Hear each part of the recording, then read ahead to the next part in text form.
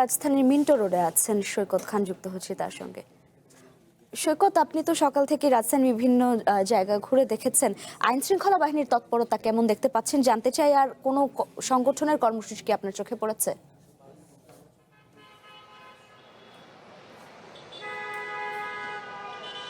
লাইভে আমি যদি আপনাকে জানিয়ে রাখি যে আওয়ামী লীগের ৭৭তম প্রতিষ্ঠা বার্ষিকী ঘিরে আইন শৃঙ্খলা রক্ষাকারী বাহিনীদের যে তৎপরতা এবং যে গতকাল থেকেই ২২ তারিখ থেকে ২৩ তারিখ পর্যন্ত যেই কঠোর অবস্থান, এটি আসলে সারা রাজধানী জুড়ে দেখা যাচ্ছে। আমি বর্তমানে আছি রাজধানীর কাকরাইলে। এখানকার চিত্রটি যদি বলি, যে স্বাভাবিকভাবে যে দিনের কর্মসূচি এবং বিভিন্ন মানুষ চলাফেরার জন্য যে বিভিন্ন জায়গা স্থানে যাওয়া, সেটি আসলে মানুষ স্বাভাবিকভাবে করছে।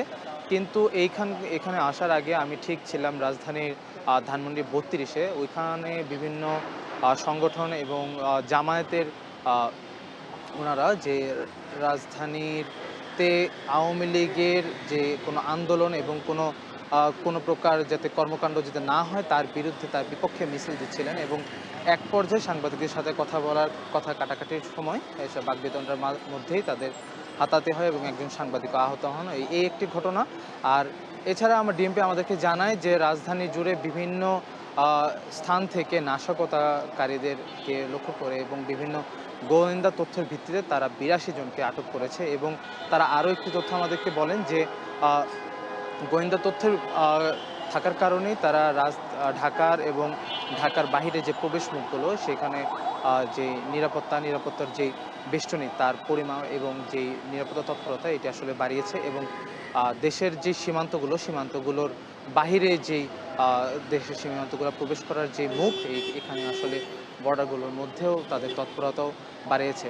আর আমি এখানকার যদি চিত্রটি বলি, ৭৭তম প্রতিষ্ঠা বার্ষিকী হওয়া সত্ত্বেও আইন শৃঙ্খলা রক্ষাকারী বাহিনীদের যে কঠোর অবস্থান, যে কোনো প্রকার নাশকতা এবং কোনো প্রকার হামলা মামলা এবং কোনো বিশৃঙ্খলা না হয়, তার আসলে একটি চিত্র লক্ষ্য করা যাচ্ছে। কারণ যদি কোনো ঘটনা ঘটে থাকতো, তাহলে এইখানকার পরিস্থিতি, জনসাধারণের যে চিত্র, এটি আসলে দেখা যেত না। মানুষজনের এখন যে ভিড়, এটি আসলে প্রমাণ করছে যে আসলে রাজধানী জুড়ে আওয়ামী লীগের এইরকম কোনো বিচ্ছিন্ন কোনো সংগঠন, বিচ্ছিন্ন কোনো মামলা হামলা এবং তাদের কোনো কর্মকাণ্ড এখন পর্যন্ত এখনো সংগঠিত করতে পারেনি তারা। আর অপরদিকে আরেকটি জিনিস জানিয়ে রাখি, যে স্বরাষ্ট্রমন্ত্রী গতকাল যে সেনাবাহিনীকে যে ক্ষমতা বল দিয়েছে, এর মাধ্যমেই যে সারা দেশ জুড়ে কার্যক্রম নিষিদ্ধ সংগঠন আওয়ামী লীগ, তাদের কোনো রকমই তৎপরতা আসলে তারা এখন পর্যন্ত চালাতে পারছে না। যদিও তারা সামাজিক যোগাযোগ মাধ্যমে বারবারই বলে আসছিল যে তারা বিভিন্ন প্রকার সমাবেশ, মিছিল, ঝটিকা মিছিল এবং বিভিন্ন প্রকার কর্মসূচি করে থাকবে। কিন্তু এখন পর্যন্ত রাজধানীর চিত্র বলি, তো এরকম কোনো কিছু দেখা যায়নি। রাজধানীর বিভিন্ন পয়েন্টগুলো ঘুরেও আমাদের পরিদর্শন এইটি। অপরদিকে আমি যদি আরেকটা জিনিস জানিয়ে রাখি, যে রাজধানীতে নয়াপল্টনে যুবদলের যেই অনুষ্ঠান এবং যুবদল এবং ছাত্রদলের যে বিক্ষোভ তারা আসলে পালন করেছে। তো রাজধানীর কাকরাইল থেকে এই ছিল আমার কাছে সর্বশেষ।